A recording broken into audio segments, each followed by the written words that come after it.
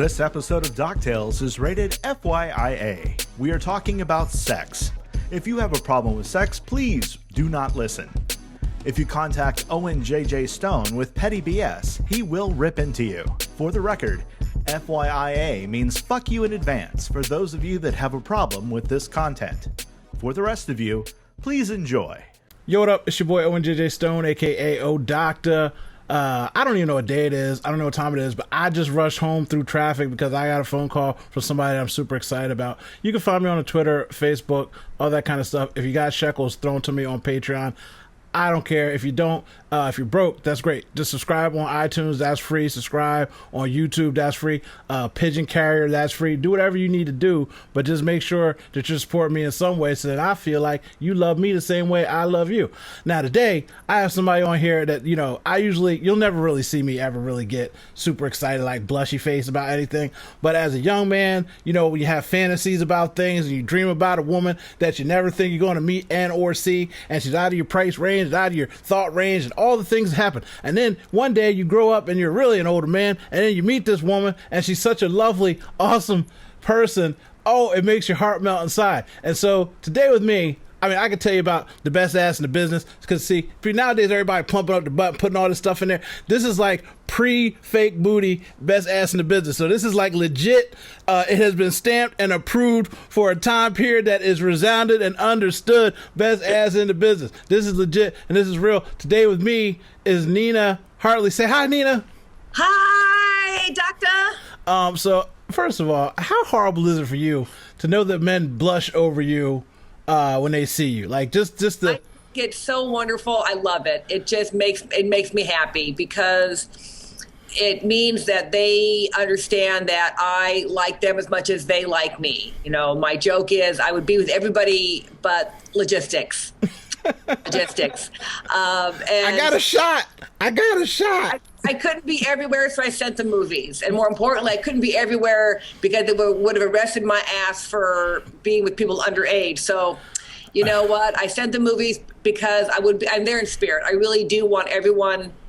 I want everyone to find a way to be happy in their skins so they can make contact with other people or a person, even one person, for love and affection and pleasure. It's really, really important, especially in our world going to hell in a handbasket. The one thing that each human being has, rich or poor, young or old, black or white, queer or regular, is the pleasure that can be had in your own body with your bits. So, first of all, you just said a whole bunch of eloquence and joy.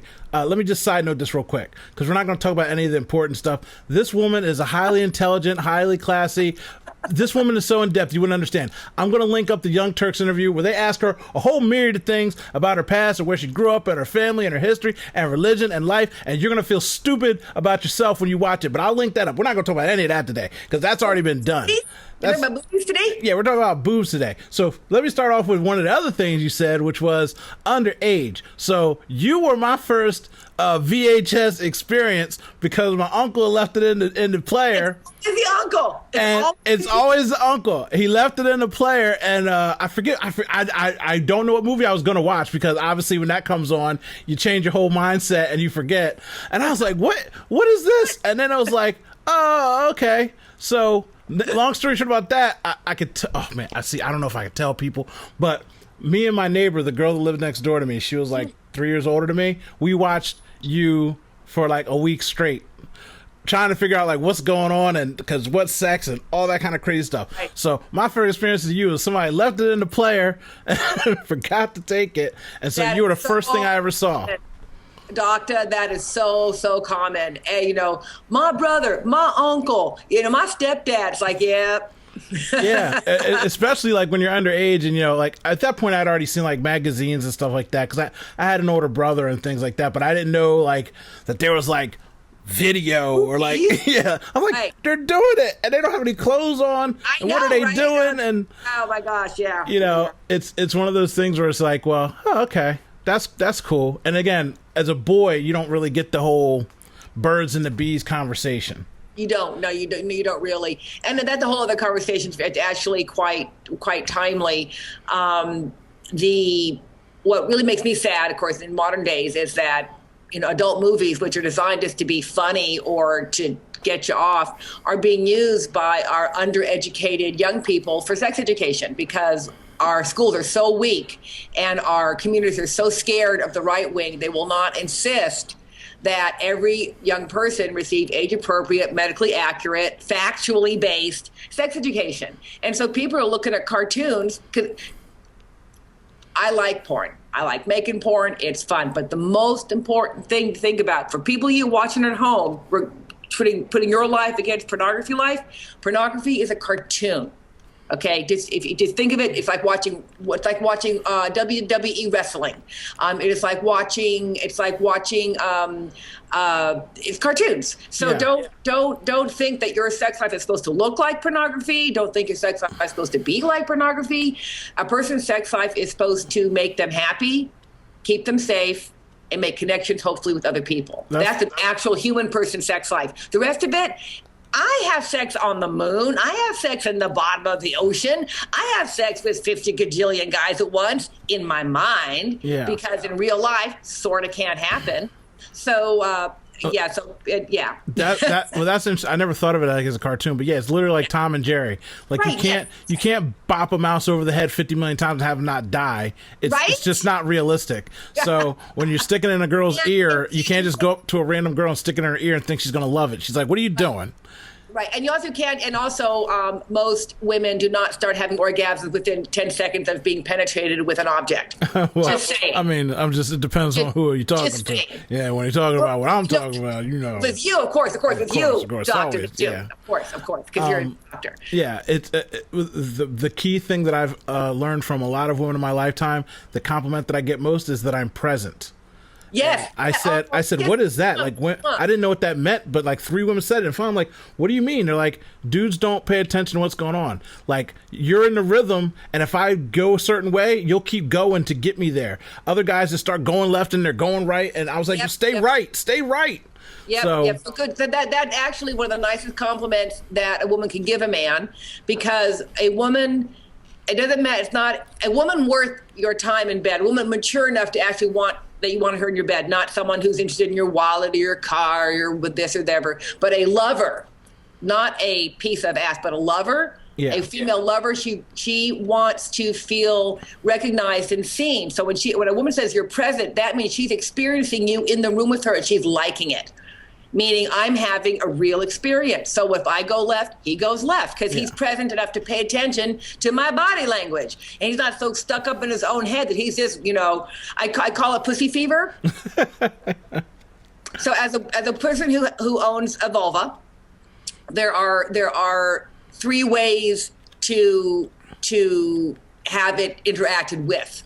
So there's laying there and having the person go, oh my God, it's a pussy, oh my God. And I could be any pussy. He's not connecting to me. It's just like, oh my God, it's a vulva, wow. Okay, and that's most women's experience with men, because men have not learned how to be present.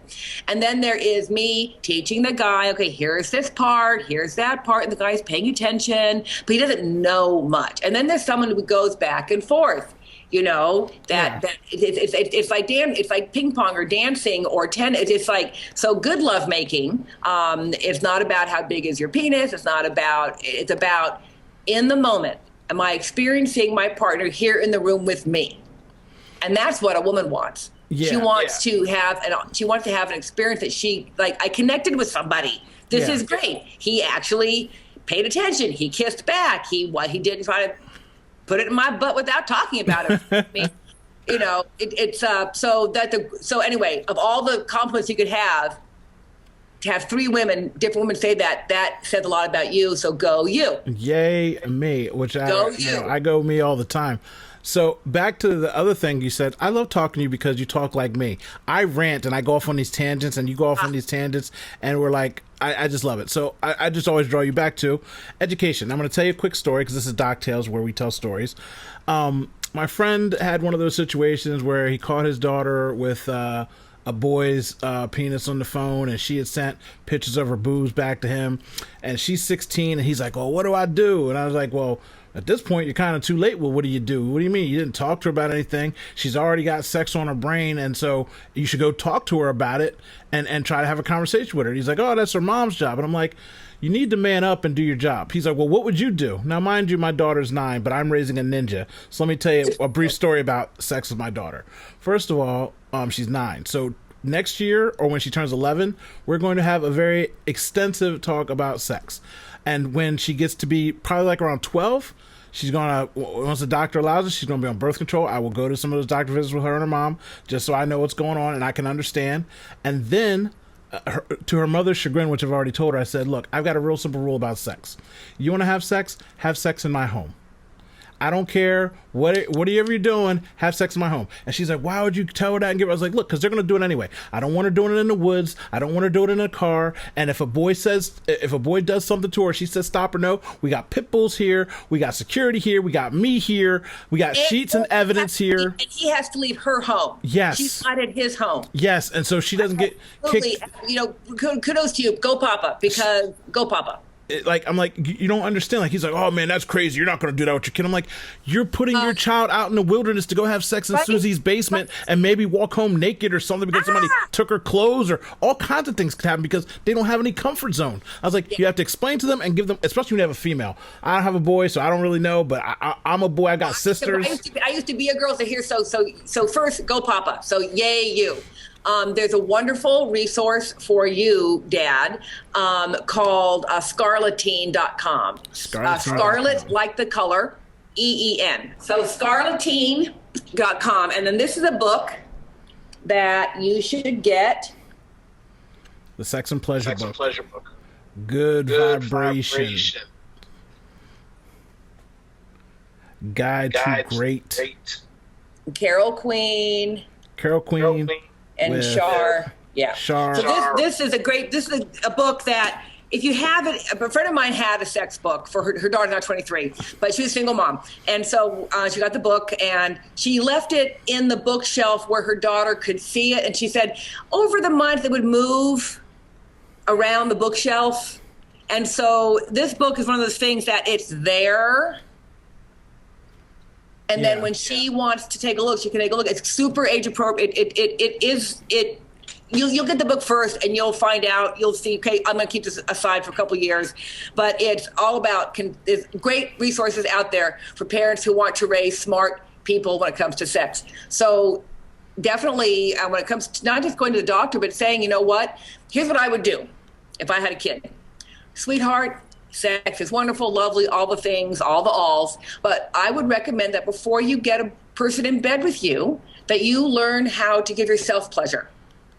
Because what happens when we tell kids first, you're smart, it's going to happen anyway. And we tell kids, no, don't do it. So they don't explore, they don't think about it. And so the first time someone touches them and they have that magic feeling, they think it comes from the other person.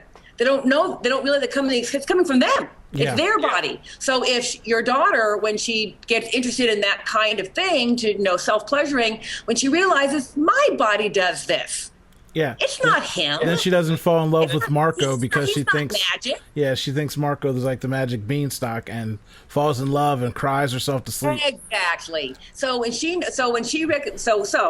by the time she's with the partner, she'll have learned how to give herself enough pleasure that she recognizes that it's not, Marco's amazing, he's magic, Daddy. It's like, he's okay. Yeah. I'm better. That's something that I didn't think about. That is a great tip of information. My general rule of thumb, again, I say stuff, people think I'm crazy. So my daughter is currently a brown belt in karate. And so when she gets to be a black belt in that, she's also going to have to get another black belt in jiu-jitsu. And so the rule is you're allowed to date when you have 2 black belts. And she says all the time, like, oh, you're going to be one of those dads that follows me around. And I'm like, dude, I don't care what time you bring her home. You bring her home 9:30, 10 o'clock, you're going to come home when she wants to come home. Let's put it this way. I can't stop her from fucking, but I can make sure nobody takes it from her. And that's my only goal. All the dads say, oh, I'd kill a guy. And all, what are you going to do when she's out at the movies and by herself and you're not there? Like when something happens and she comes home, I'll be like, "What hospital is he in?" That's the only question I need to know. Because you're a great dad. She's a very lucky girl to have a papa like you, and go Papa. Hats off to you, kudos. because again, the confidence. So there's confidence. I can take care of myself, and then there's knowledge. Oh, that sensation is not new to me.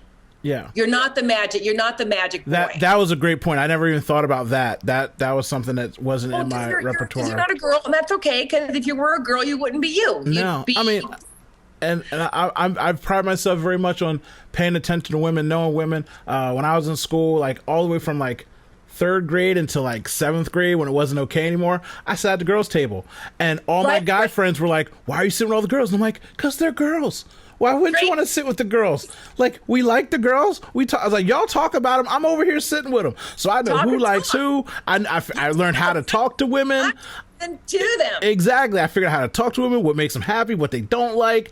I learned about all this stuff. And I got 2 sisters. So it's like, once you figure out a woman, it's easy to figure out a woman, which is what most men don't get. You know. Well, they don't try, because they're not told that women are interesting enough to learn about. My husband's the same as you, is that he's a heterosexual dude, and he has a couple good male friends, but he is a good friend to women because he finds them interesting and wants to hear about what they think. And he is of average height, he's average weight, he was never super rich, he's not a big rock star, but he has had tremendous success with women over the years. I mean, he's had more women than I've had, which is really hard to do, right? And because like with you, he's present with them, and they appreciate the experience. They have him come back. They want him to do it again. We sound like brothers. That's the thing. So, yeah, I tell people all the time, I'm like, I'm in the long con game. Once I get in the door, even when we break up, we're still friends. We're not arguing. We're cool. They get lonely. They call me up. We hang out. We go out to dinner. We have a good night. I leave. I don't get these strange phone calls or all this craziness going on, because they understand the situation, because we're friends. And that's what people say, oh, friends with benefits. Like, yeah, there's a difference between actual friends with benefits and just screwing somebody you kind of hate, that you don't like anymore, that you're just lonely at the moment, and you know that you don't like the person. Benefits kind of girl. I like that. So it sounds like, so where's home base for you? I don't. Where do you live? I live in New Jersey, but the world thinks that I live in major cities. So I travel to LA and San Fran a lot, and I'm in New York a lot. So people on Facebook, they tag me in LA all the time, and you can live in a major city and not see people. So people all the time when I actually tell them, like, no, I live in Jersey, like, no, bro, don't you live in East LA? And I'm like, no, I don't live in Los Angeles. Like, I visit. So, yeah, I'm stuck here because of my kid. I love my kid. Her mother is a teacher. She has tenure. She's never going to leave, and I don't want to be a weekend dad. So we have 50-50 custody. So I'm here most of the time. I travel for work. As a daddy's girl, you will not be sorry for this investment of your time now. You won't be sorry. I love it. You'll only be a dad. This is it. And my dad passed at 95 years old, and I was a daddy's girl to the end. So you're investing your time wisely at this time in her life. And it's fun, you know what I mean? I'm one of those people. Now to really be fun, because she can do things now. Yeah, she, like I said, she's 9 and she's awesome. She's like me, basically. Her mother is the sweet, loving person. Her mother's one of those Girl Scout, true people, and so my daughter gets all that, and then she gets all the rest of the logic from me. So I can't meet her in 10 years. Yes, she's going to be a beast. If you ask her right now what she has to buy me, she says a yacht. Like, she needs to buy me a yacht. I don't care how she does it. I don't care what she has to do in life, but I need a yacht, and that's my only requirement. I don't need a Father's Day card. I don't need any of these cookies.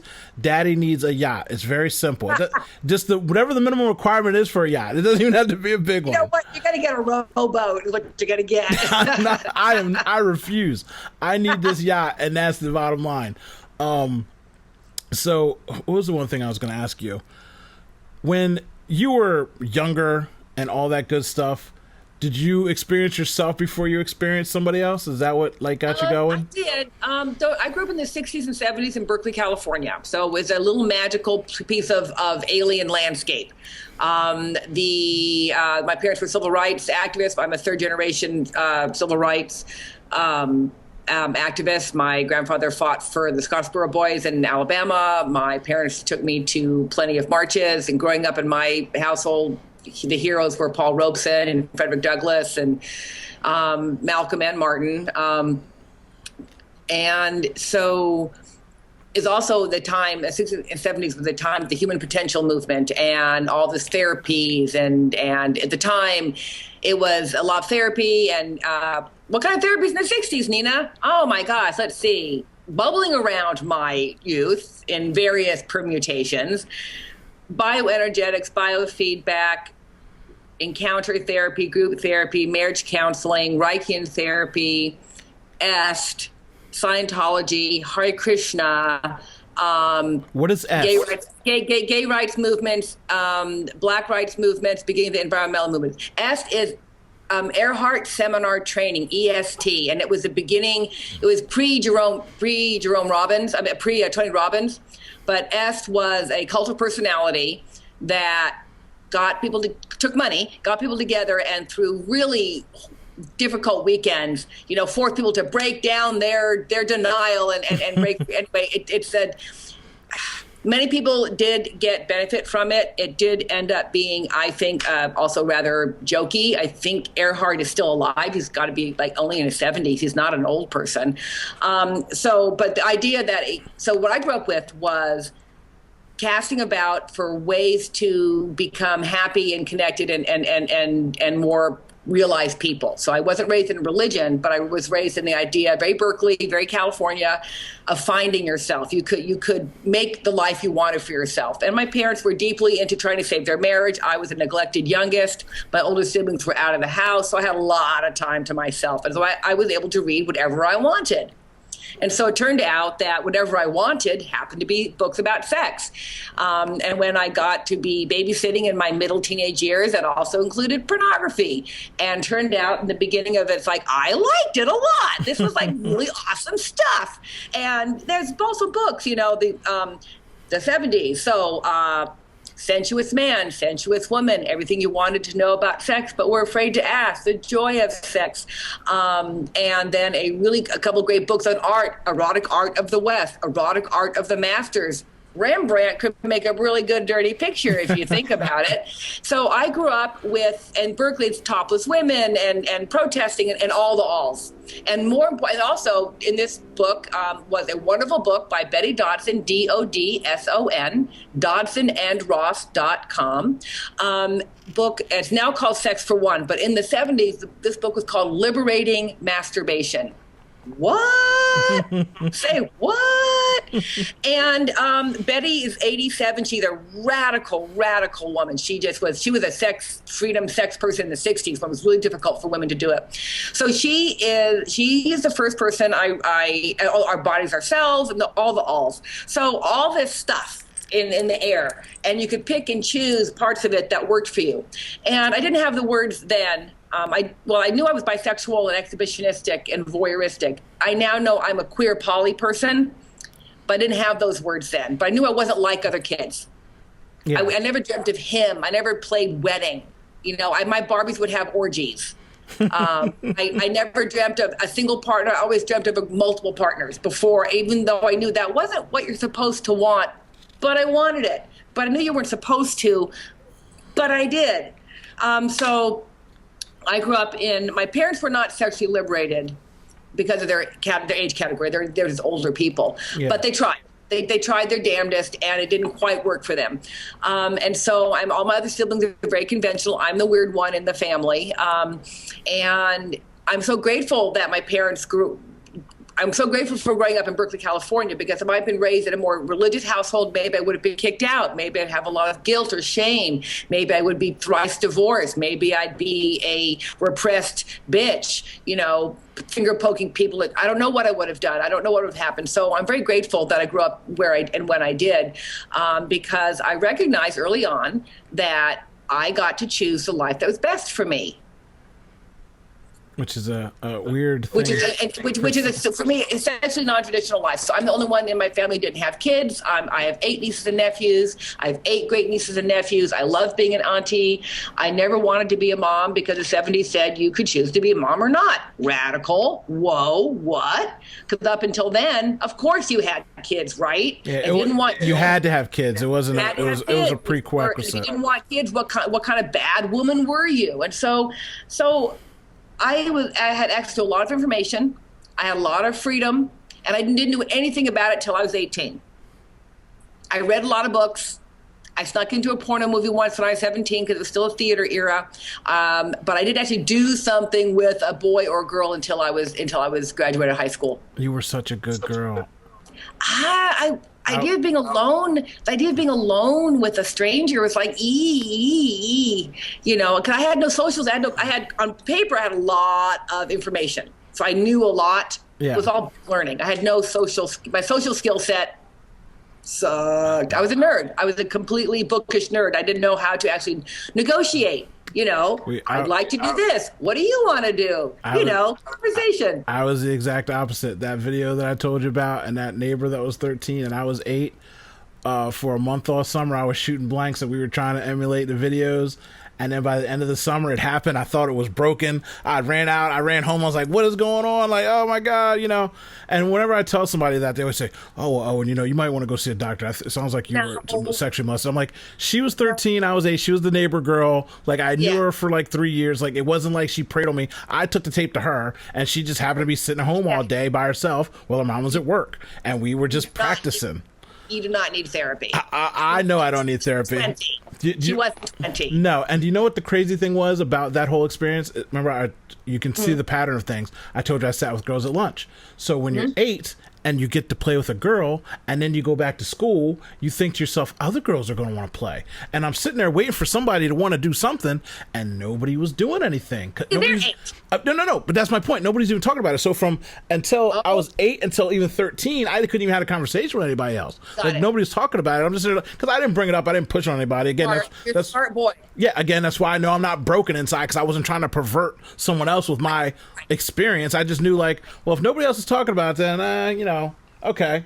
And then once I got to be like around 13, somebody was like, oh, well, I'm thinking about hooking up with somebody. I was like, you trying to hook up with somebody? We hooking up. Who's hooking up? Everybody hooking up. We hooking up. We hooking up. Who's hooking up? But 13's the right age for that, right? Yes. Puberty hit, and it's all interesting now. Yeah, right? So, again, I was just so far ahead of the curve when it came to just... By that point, I paid years of attention to women. Like I said, I was sitting with them. I'm trying to figure it out. I'm sitting there waiting for my chance again, for a magical moment. And I'm just like, just learning the skills and the trade of women, which put me on the right path to do what I was supposed to do. Which is why, again, I say I have to tell my daughter things and have to explain things to her. Yes. Because by the time my dad came to talk to me, I had already told him what was up. And he's like, oh. He's like, well, you need to use protection then. Like, that was the only thing I was missing. I didn't know anything about that. You know what I mean? Well, you're 8. Yeah, exactly. But what gets me amazed is that what amazes me about the very conservative wing, we mustn't talk about these things because, quote unquote, it will give kids ideas, unquote. Mother Nature took care of that. Mother Nature makes it imperative that kids will get ideas. Yeah. 8 years old, 12 years old, 13, early bloomer, 11, late bloomer. So sooner or later, unless you are an Aspergian person or have autism or something, Mother Nature will make you interested in sexy stuff. Yeah. Most of the time, it's for the, quote, opposite sex. But, a solid 20% of people, are into same sex, whatever. Sooner or later, Mother Nature says, go out and get some. And if you figure it out. And if you pay attention, you see it. My sister... we had a cousin that was like, when my sister was like 11, her cousin was like, we catch her touching herself. And everybody would be like, stop touching yourself, stop touching yourself. Like she'd be rubbing her chest, rubbing her thighs. And they'd be like, stop touching yourself. Well, 3 years later, she's 13 and pregnant. And everybody's like, oh my God. And my sister, they were best friends. And everybody told my sister, don't have a baby.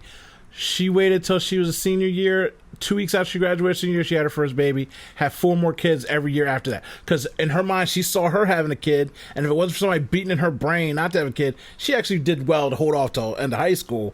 But she saw that, and she's like, she's a mom. I want to be a mom. And she wasn't even in that same sexual premise realm, but just seeing that and nobody explaining to her and just also, yelling at her. Yeah, and also, don't have a baby. That doesn't help. What do you mean? How do you not have a baby? And there's that. And also what you teach kids when you're little is like, sweetheart, not in the living room. That's for your bedroom. Yeah. Do that in your bedroom. You don't say, you can't tell a child, well, you can't, people do all the time, stop, don't touch yourself. So that sets up a confusion. And so eventually, when we can let young people develop self-love, they don't need to go looking for it from strangers or people who are not appropriate, simply because they need human contact and affection. People need affection. They need contact. They need hugs. They need, this is for our mental health. Forget sex. This is just for not to become psychotic rats in a maze. Humans need contact with other living things. And if you, yes, we prefer to have your mommy and daddy and auntie and grandma hug you and hold you in their lap and give you sweets and all. But eventually, if you're lonely and you don't know what to do about it, you're going to find contact somewhere. And how many young people have babies because I want someone to love me? Yeah. And that's a really key thing too, because it's heartbreaking. It happens all the time. It's still happening all the time. And all because adults will not, like adults, unlike yourself, will not sit down and have conversation with their children and explain to them. So what adults do is they pass on the garbage that was done to them.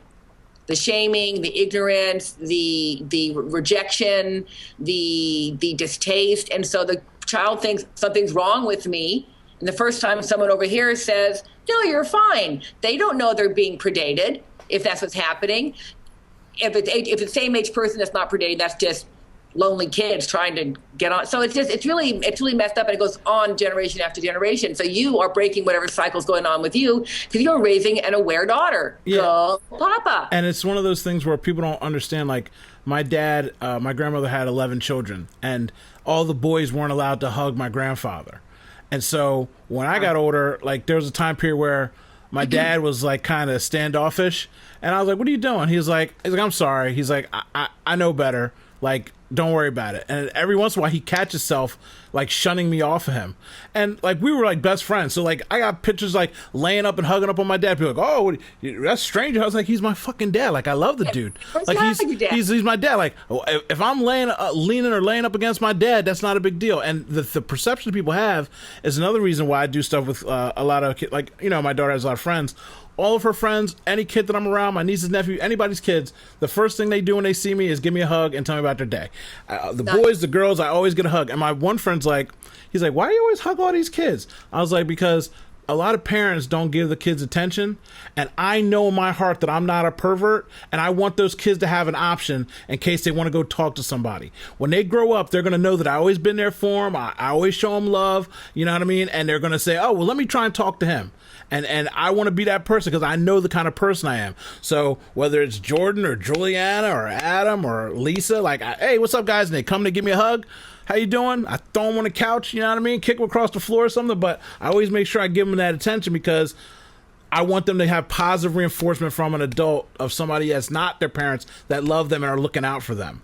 And not being inappropriate. So go, Papa. So your daughter's group of friends is very lucky to have you in it because the psychologists, they talk about the importance of one caring witness. So if the importance of big brothers, big sisters. So if a child can live through a lot if there's even one compassionate adult in their life that they know cares for them and understands what they're going through. A kid can make it through a lot intact. So having one witness, one adult such as yourself, who's not inappropriate, who's not relative, but is there for them as an adult person, makes all the difference. You may not know it yet, but you may be saving lives. Well, hopefully I am saving lives because I'm a doctor. You know, it's one of those things. What's your favorite color? Red and then blue, cobalt blue. Cobalt blue. Yep, the beautiful blue, that pure sapphire blue. You know, that beautiful blue. Another cheesy question, then a good question. What's your favorite food?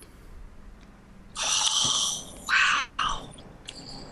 These are things I can't find out on the internet, Nina. I don't know why you don't have them listed in your bio. I mean, well, golly. If I was trying to woo you or court you, I don't know what I'm to do. Oh, the woman court me massage, baby. Oh. We're gonna rub my feet. We're gonna rub my shoulders. Give me a rub down. I'm yours. For me, foreplay. Don't go down to me for half an hour for foreplay. Give me a massage for half an hour, and then just roll me over and fuck me. Well, we're good. You and I have a date with coconut oil.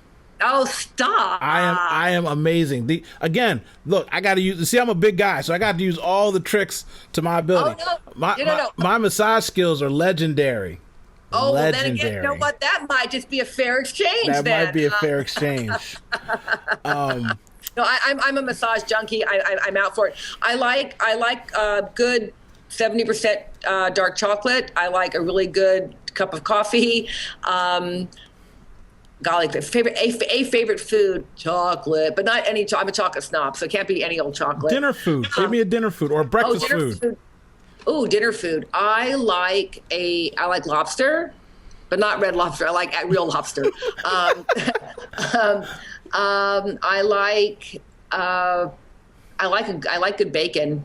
Bacon and lobster. That sounds like I'm a bacon eat. So bacon wrapped shrimp, bacon wrapped scallops. That works. I do eat meat, but I don't eat a lot of it. So a small steak works for me, but a big old steak, it's like, wow, that's like 4 meals. I grew up in a Zen monastery, so I do like. I like intelligent vegetarian cuisine. So I'm not vegan, but I do like, quality, highfalutin vegetarian cuisine, yes. not frozen carrots and potatoes, all that vegetarian. The fancy stuff. By people who know what they're doing. Exactly, the fancy stuff, the good stuff. You know what? But I love fresh corn on the cob. I love tomatoes out of the garden, real tomatoes out of to Jersey tomatoes are the best tomatoes in the world. On white bread with mayonnaise. Ooh, yes, Jersey tomatoes. Homegrown tomatoes actually ripened in an actual bush, not. I don't buy store-bought tomatoes because they don't taste like anything. No, it's just water. It's insane. They're just and then get corn on the cob, pepper. I like garden stuff. So, what in the porn industry? I don't know how real it is because I'm outside the industry. I don't really know, but I've heard all the interracial things are an issue for certain girls and not crossing over, and who crosses over and when they cross over. They can't start out in the beginning. What was your I figured all that with your mindset. But I mean, when did you have your first interracial? My first scene. Your first scene? Yep, Billy D. What? I've been doing interracial since 1984. Oh. Fuck all y'alls. Oh. The idea that it's going to hurt your money that's just bullshit. Now, a woman can fuck anybody she wants. This is not it's not a regular office situation. Yes. This is not fair housing. I get to have in my body who I want to have in my body. So if a woman chooses not to do interracial scenes on her own, that's her choice. I don't diss her for that. There are people I don't like fucking either. But the agents who say, I don't charge extra for it. It's like, what? What the fuck? Wait, no, it's a specialty. No, it's not. He's a dude. Yeah. It's a dick. So then there are people, so some women do hold off on their first. So they first do girl solo, then they'll do girl. Susie's first boy-girl. Whoa! Susie's first anal. Susie's first black dick. Susie's first group sex. Yeah. So they want to do it. The pattern. But I'm in porn because I love sex. I like people watching it. So for me, I knew I was a lifer. The first time I went to my first job, I realized that this is my life. There is no life after sex. Work is where I'm staying.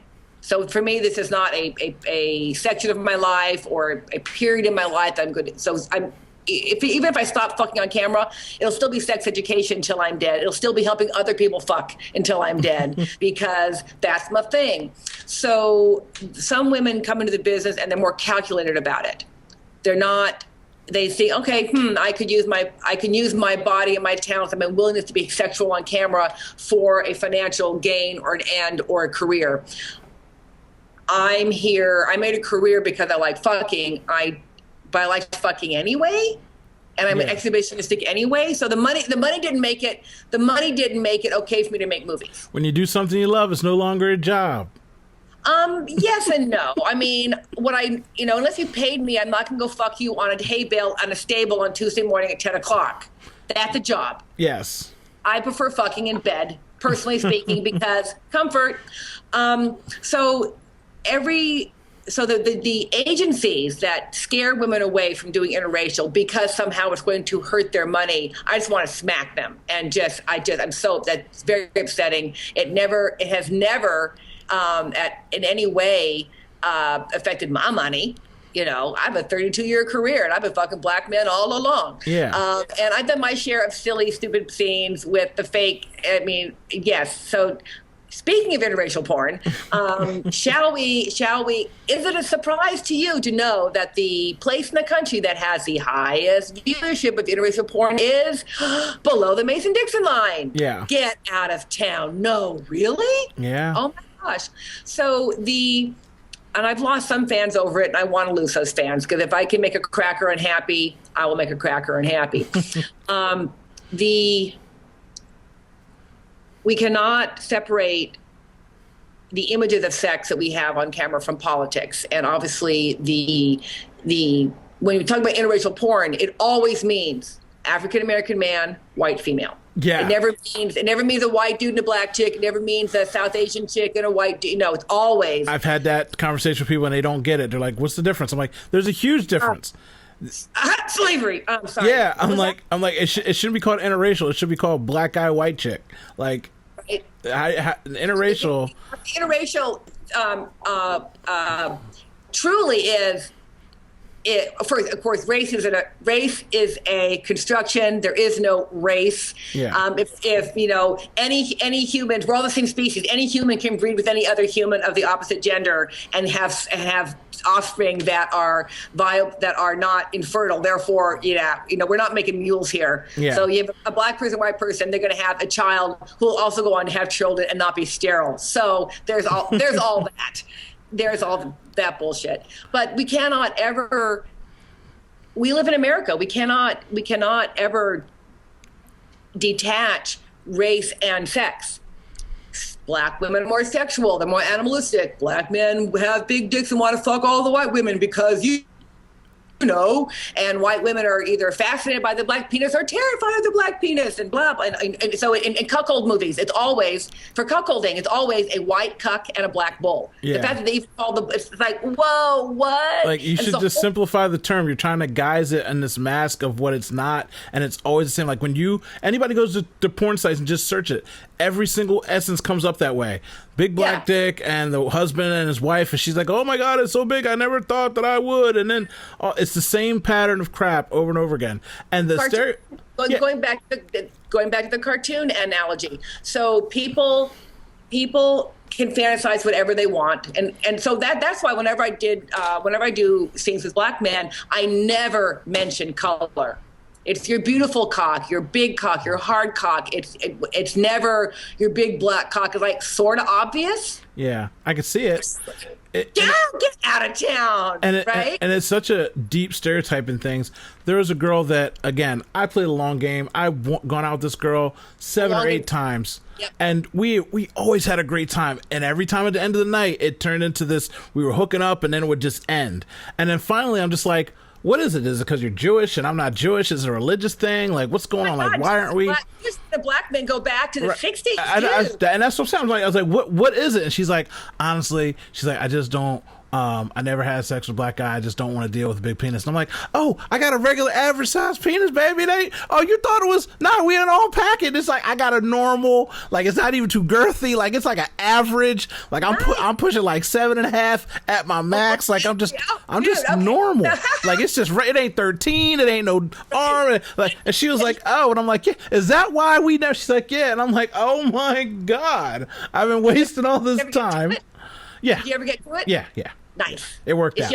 Is she on the rotation now? Yeah. When I get in the city, I see her every once in a while. But it was so bad because there were so many times where I'm just like, what is going? We're having such a great time, and I'm thinking that I personally can't mess up that many times in a row because I learn from my own mistakes. If I mess up and I get another shot, I fix the problem. Right. But I was just like, I couldn't figure it out. And she's like, yeah. I was like, oh, that's not me. I'm normal. I'm just a regular dude. And that's where stereotypes. So there are a lot of stereotypes around black men. So the police often think that young black boys are older than they are. Tamir Rice was a sweet little 12-year-old boy, but in the police officer's mind, he's 14, therefore a baby thug. So people believe stereotypes. Stereotypes hurt. And 7.5 inches, 2 inches above average, just so you know. But 7.5. So it sounds perfect. So yay. People, I tell people, look, there's daily dick and special occasion cock. And the difference is 6 inches in my day rate. Yeah. So people say, Nina, I got 10 inches and I can go all night. It's like, cut off 4 inches, call me in the morning. Yeah. You know, so if I can get a woman off with 2 fingers, clearly you don't need 10 inches of dick. And I've been fucking women since 1977. I have been sexually in contact with probably close to 1,000 women in my 40 years of having sex. And I've got to tell you, I have met fewer of 1,000 women. I've met fewer than 20 who are size queens, as in they need big penis. Tina Tyler from Pornoland was one such person. She was very, very open about it. For me, Lexington Steele has 2.5 times more dick than I can possibly use. And for Tina, Lexington was really nice. It's like, what? Yeah. Where does it go? What are you doing in there? So there are fewer women who love big penis than there are men with big penis. And for a big penis is 8+. There's more of those guys than there are women who go, oh my gosh, I love that. That's what I want. For my daily dick, I want to be able to be woken up being fucked, not woken up in pain. Yeah. So whatever size that is, you know, so big dick, that's that work. That's that they pay me to fuck dick that big. But in my book, Nina Hartley's Guide to Total Sex, I do talk about how to manage if there is a size differential, either he's too big or she's too loose. I find ways I tell you how to work with that because there are practical. I'm a nurse. I'm all about practical. So I'm all about how to practically handle that. But I'm glad that you get to hook up with her when you get to the city. Yay, you. So my dad was a very well-endowed guy. So that talk we had when I was younger came with so how big is it? What are you working with? You did something? Like, what is it? I'm like, it's not really, like, Dad, it's actually really small. Like, it grows to be like a good size. He's like, oh, you're a grower, not a shower. And I'm like, yeah. He's like, well, be happy. And I'm like, what do you mean? He's like, I'm around 11 to 12 inches. And he's like, you don't know how many times I've gotten into a room with a girl naked in bed and we're about to, and she says, no, I can't do it. And women just don't know what to do with it and they freak out. He's like, it must have skipped a generation. He's like, be happy. And I'm just like, okay. And again, a thing where I'm having a conversation with an adult never had me feel shameful about my size and all that kind of stuff, because he's like, look. And also, if you're truly 7.5, you are bigger than average. 7.5 is the perfect all around length. You're big enough to be big, but you're not so big as to be freakish, but you're not small. So yay. So I just found out about micro penises. I did not know that micro penis was a thing. Because it happens when there is a disruption during the puberty phase of the pituitary hormone, and the penis doesn't get the grow now message. And if the doctors find out about it soon enough, the boy can be given growth hormone. He can be given hormone. It can be fixed. Oh, but really? There's one man I heard about, his parents during the time he could have been helped, his parents never saw him naked, so they didn't know that there was anything wrong. And so by the time it was discovered, he was like 35 and way past being able to do anything about it. But if the doctor discovers it between 8 and 12, it can be ameliorated. So yeah, it's a thing. Yeah, so people, check out your kids. That sounds crazy. They're your kids. That sounds so crazy. Check out your kids.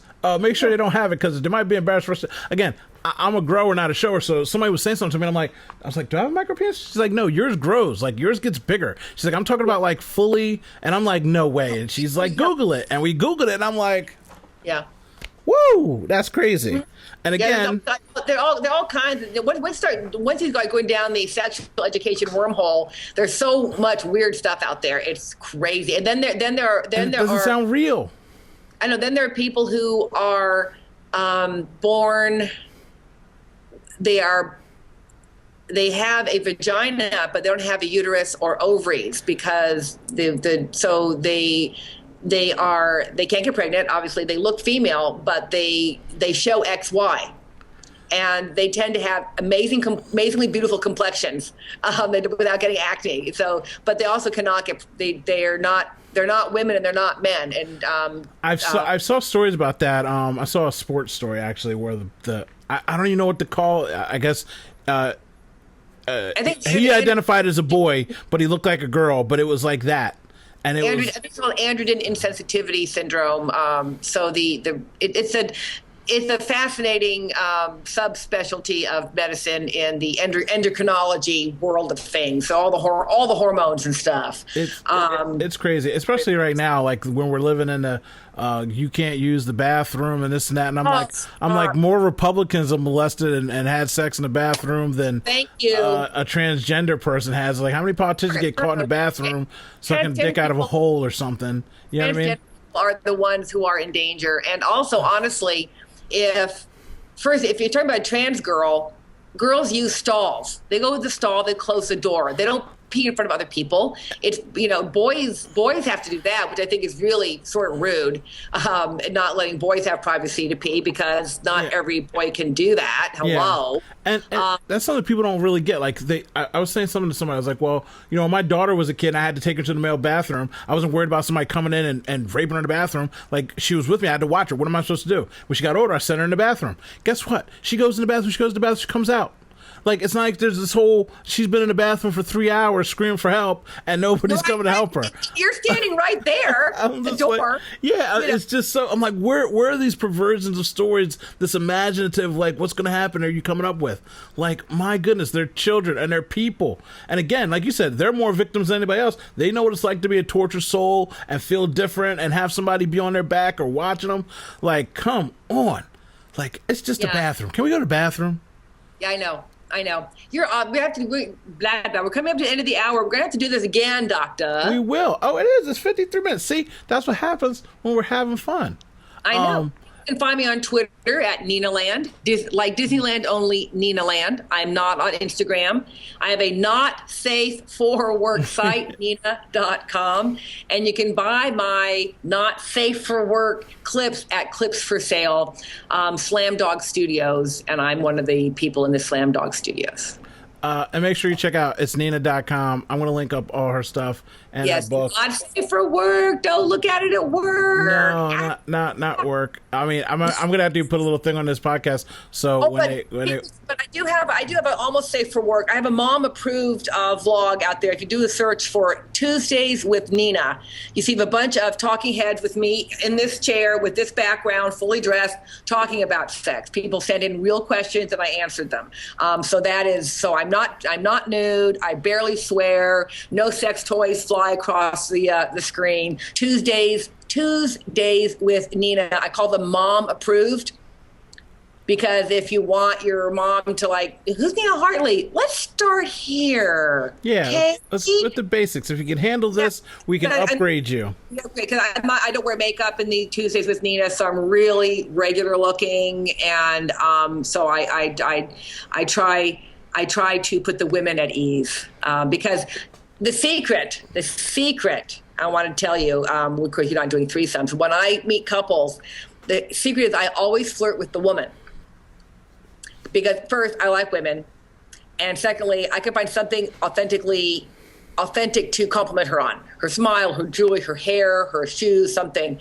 And then I will whisper in her ear about, thank you for taking care of this man for me. I can't do it all myself. So I leave her with a jolt of confidence that she's a sexy person.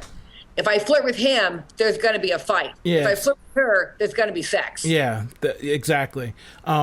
So let me end this with one. I love you more than I loved you before, and I loved you a lot then. So just imagine this love is magnified by 7. We'll see you in Jersey. We'll have to bring your camera. We'll do another one. Definitely. Also, just know that this woman is like really smart. She's like really one of the best people on the planet if you want to get educated. I'm your boy JJ Student Doctor. I'm on Twitter, Instagram, all that kind of stuff too. You can find me, but just go check out something of Nina's, especially the book, and read and get some education on. I'm out.